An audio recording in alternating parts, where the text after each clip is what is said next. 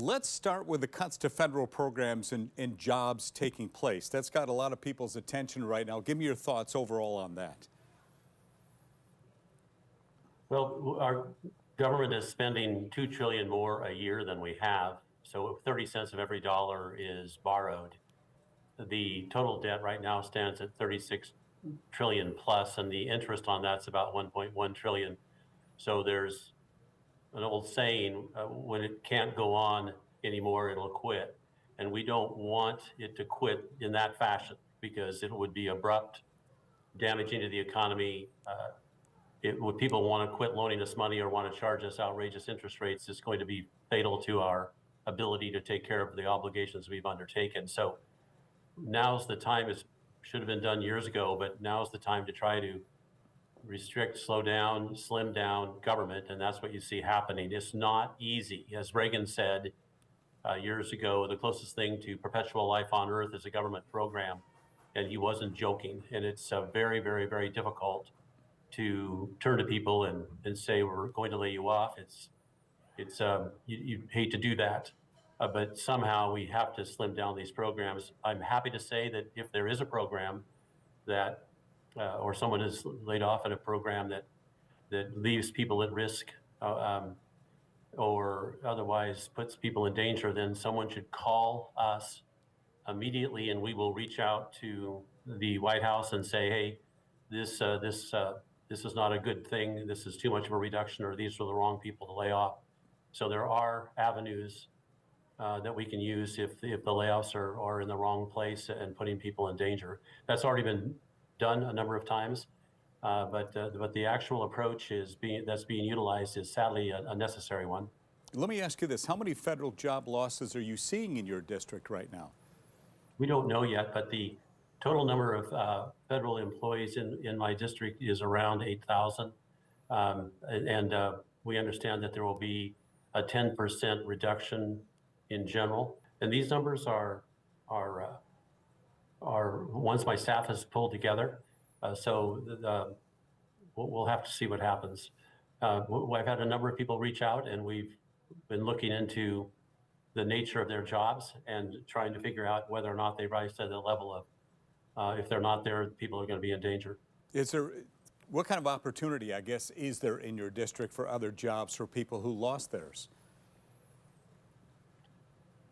Well, I'm going to say the opportunity in my district for a federal job that pays over $100,000 a year, which my understanding is that's the average salary, are slim. And that's because years and years and years of Democrat control of our state has left the rural parts of our state in desperate straits. And you can tell about 40% of my district is on Medicaid. And that means they're not making as much money as they should be making. And that's because the type of jobs that lend themselves to rural communities that arise from, well, I know, mining or forestry or using water are not supported by Salem. They are not. And by Salem, I mean the Democrats who've been in control for 40 years. And so no wonder we don't have the type of jobs we'd love to have people have out in the rural parts of Oregon. Let me ask you this. What are you hearing from people in your district? Are they angry about what's going on right now? That's quite interesting. I just met with a number of county commissioners. They're all here in Washington, D.C. this week. Most of them were Republican. They are extremely supportive of what's going on. They know that we can't keep spending money like drunken sailors in this country and get away with it and keep the people that we've got to protect safe. We have to slow down the spending. And so they get it. They understand how important it is that we take these tough and difficult steps. I had 4 town hall meetings last week before last, and I will just share with you that many of the people who attended those meetings had been imported by, I'm going to guess it was the Indivisible group, judging from the materials that the individual group was handing out. They organized their questions. They handed out 3 or 4 page lists of questions to ask me. That's not a very good measure of what my district thinks.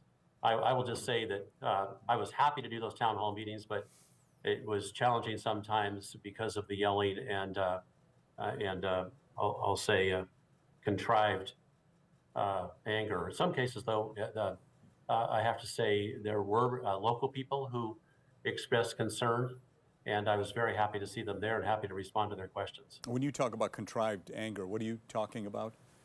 I'm talking about people who are all holding up red cards when they didn't like what I said, or people that all stand up in unison when they don't like what I was saying. What that shows you is a group of people who have been trained up, practiced up to put on a show, as opposed to try to figure out what's going on and try to help in addressing some of these really difficult issues, such as controlling our spending. Are you hearing from Republicans in your district who are concerned about this, or are they all in line with this? So I'm hearing from a lot of people. I think we're getting 1,000 calls a day or something like that in my office. Many of those people are in my district. I don't know. I don't ask them if they're a Republican or a Democrat when they call. I think, judging from where they're coming from, many are from the Ashland area, and that suggests that they're probably Democrat, given the voter registration in that space. The Republicans that I have heard from, I'm going to say 80 to 90% are supportive. The ones that aren't are concerned about what I'll say is the misrepresentation of what we're going to do about Medicaid. And what we see is kind of a hair on fire approach by the folks that are showing up at these meetings that have been trained up and talking about cuts, when in point of fact, our approach is going to be a far more of an approach to try to get control of a program that's been abused. I just got to share with you, Steve, one of the things that's been was in the Wall Street Journal, and people can go on and look at that journal article and see how the Medicaid system has been abused. I'll just read this to you from the Wall Street Journal article. Mr. Biden's HHS even blessed California's plan to spend federal Medicaid dollars on activity stipends for art and music lessons for children in club sports. Oregon is tapping Medicaid to pay for cooking classes, air conditioners, and many refrigerators. Some Republican states have joined in this all-you-can-spend Medicaid buffet also. I'm reading this out of the Wall Street Journal. I recommend the article to everybody. It's Who's Afraid of Reforming Medicaid? And the date is February 26th. Please read it. I got a couple of Medicaid questions for you coming up just a little bit later in this program. In the meantime, I want to ask you this. With the thousands of layoffs of federal workers, do you believe this will have an impact in the economy this year? Well, let's put that in perspective. The number is supposed to be 10% of the federal workforce. The federal workforce is somewhere around 2.5, 2.6 million. That'd be 250,000 people laid off when that happens. That's a big number. It will have some sort of an impact. They were being paid well, as I mentioned earlier. I think there'll be a modest impact. But on the other hand, as the stock market and the bond traders look at this, they'll realize that finally, Congress has realized something needs to be done, is doing something about it. James Carville famously said years ago when he was working for Clinton that when he died, he wanted to come back as the bond market. And he said that because he knew that if they didn't pay attention and control spending 30 years ago, they would have out of control interest rates and inflation. And so what we're trying to do is head that worst result off. Let me ask you this. Elon Musk leading the efforts with the White House Department of Government Efficiency to cut those federal programs and jobs. Do you support his efforts right now?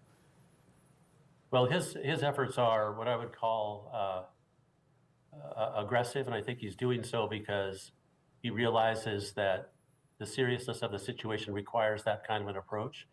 As I indicated, if he overreaches, and on occasion he has, and when I say overreaches, he's making recommendations. The actual layoffs are being managed through the agencies themselves, and so he makes a recommendation, the agency chooses how to implement it. I would just say that if there's a problem in this context of danger to people, call my office and we'll see what we can do about it. The House has narrowly passed a GOP-supported budget resolution calling for more than $1 trillion in tax cuts over the next 10 years. You're a member of the Energy and Commerce Committee, of course. That committee has to find a way to eliminate $880 billion again in a 10-year period.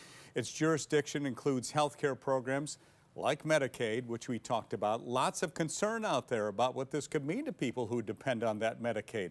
What kind of reductions do you think the committee will be looking at?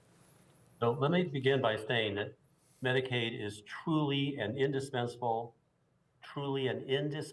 lifeline for many people, many of them in my district.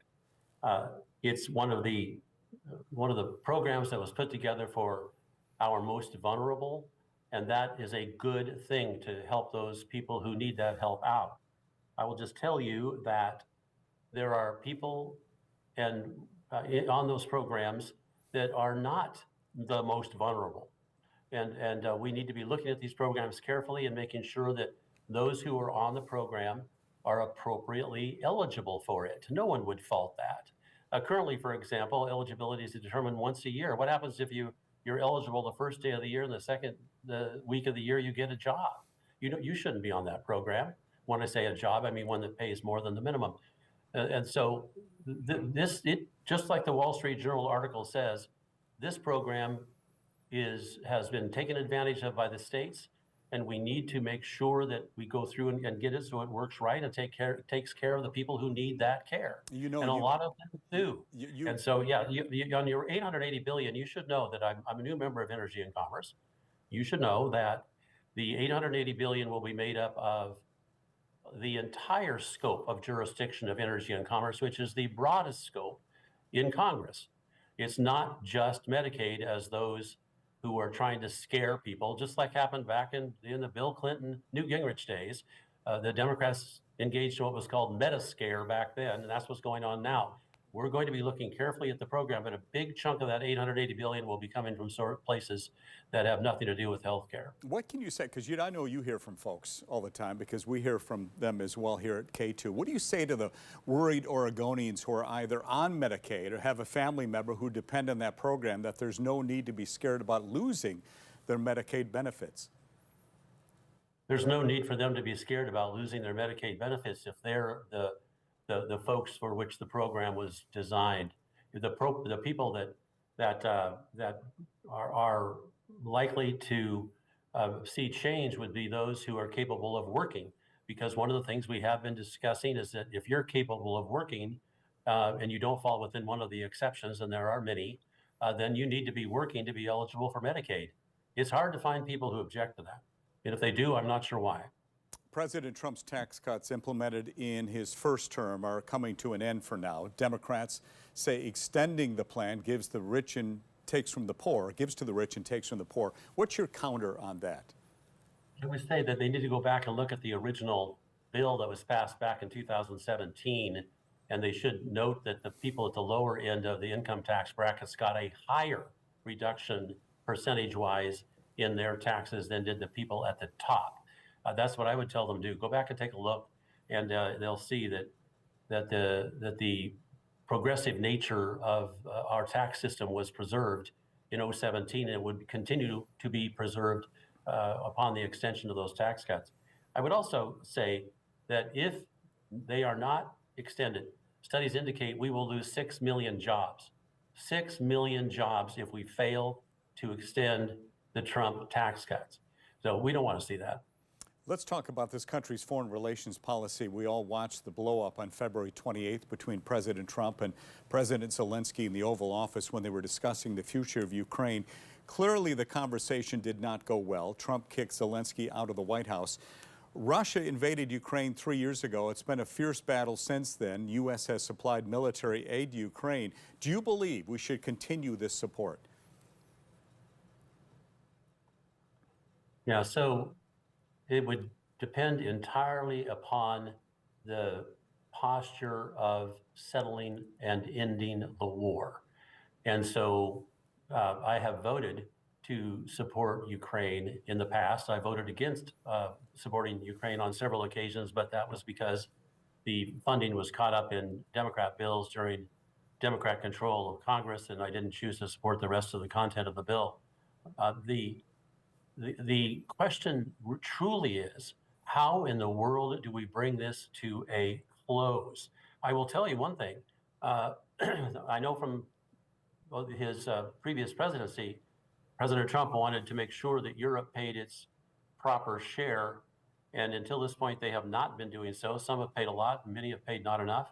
But I tell you, when President Zelensky got back to Europe, all of a sudden people were jumping in on the Europe side of things to try to pay for the war.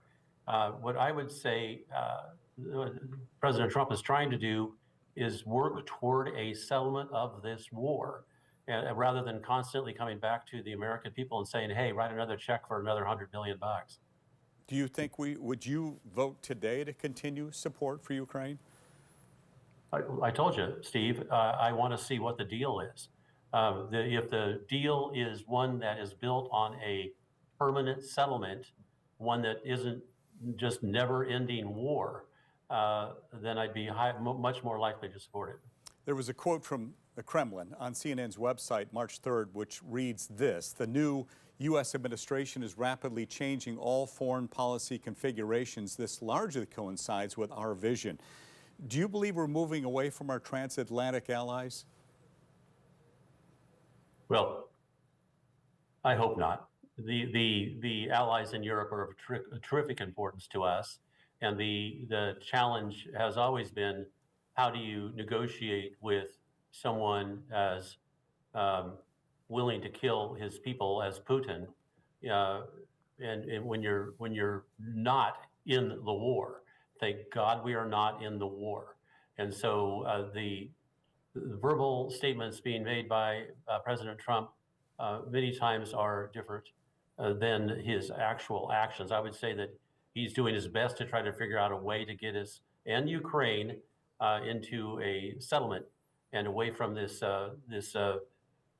almost like World War I stalemate of a war.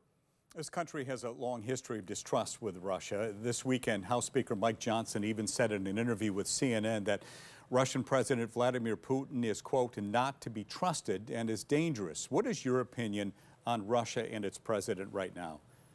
I agree with Speaker Johnson. That simple. You just disagree with what he said on that. He can't be trusted. I don't disagree with that at all. He can't be trusted. I said I agree with Johnson. He can't be, Putin can't be trusted. What you have to do if you're going to be dealing with Mr. Putin is make sure that you've got your house in appropriate order so he can't take advantage of you. That's what you have to do. His goal is to stitch Russia back together, and our goal should be to protect Europe and also make sure, to the extent that we can, that we end the war. That's what we need to be doing, and I think that President Trump was doing an admirable job of trying to get there. My understanding is that there had been 4 weeks of negotiation between President Zelensky and the White House over the mineral deal. They thought they had a deal, then they didn't have a deal, then they thought they had a deal, they didn't have a deal, and when he came in, I believe the president and the vice president thought they had a deal, and suddenly they didn't. So that's why you saw, I think, what was an unfortunate display of how I think diplomacy really works. Trump's tariffs on Mexico and Canada go into effect on Tuesday. What impact do you believe this will have on Oregon industries? I talked to some of the people from Oregon that were here, some of the farmers, just last week, and it was quite interesting because no one's quite sure what that impact will be. The people in the onion business are hopeful that some of the onions flooding in from Mexico will slow down and that their businesses won't continue to be on the verge of insolvency.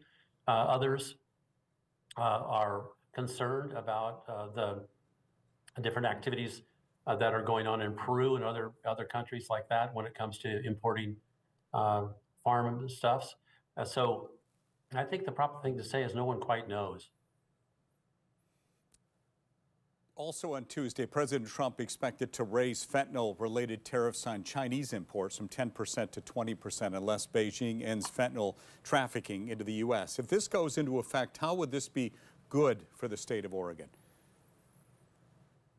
Well, sadly, extraordinarily sadly, we've had, I think it was 2 people a day dying from fentanyl poisoning. And it's a travesty that this is still going on. And if China isn't doing everything in its power to stop making the materials that are used to make these horrible poisons, then indeed, I hope that this tariff makes them do so. I've talked to the folks that are trying to manage the drug situation, whether it's the FBI or whether it's the other groups that have been set up, sheriffs, to try to stop this flow of drugs. And it is horrific and extraordinarily difficult. So good on President Trump for trying to use that tool to slow the flow of fentanyl into the United States. Do you think when the tariffs, we talk about tariffs on Canada, what impact would that have on Oregon? Part of the focus, I think, has been on softwood imports, which has been a long time challenge for Oregon's softwood industries. Anytime somebody starts talking about tariffs, you have to talk about whether they're reciprocal or retaliatory or exactly where a tariff fits. The long-term benefit of a tariff is that hopefully you strengthen your industries inside the United States, and that's what I would hope happens in Oregon. This would require, though, that we get back into our forests, and that's why I was happy to see the executive order signed by the president on Friday that's designed to do exactly that.